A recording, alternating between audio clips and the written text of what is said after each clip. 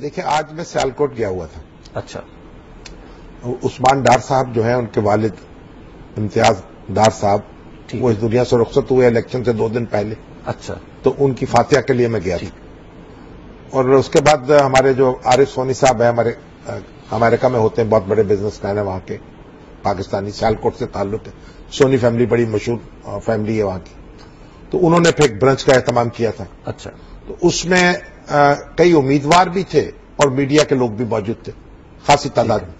تو وہاں بھی یہ ڈسکشن ہوتی رہی کہ سیالکوٹ میں کیا ہوا. جی.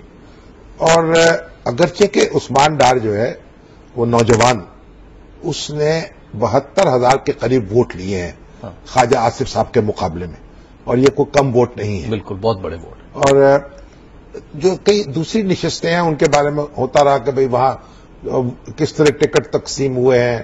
کئی جگہ بالکل نئے نوجوان تھے ٹھیک ہے پی ٹی آئی کے, اس کے باوجود انہوں نے 30,000 25,000 ووٹ لیے.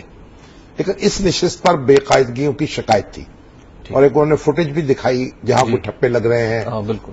وہ فوٹیج جو ہے وہ پھر یہاں ابھی تک پہنچ نہیں سکی. یہ ان کی شکایات تھی. اور یہاں جو ہے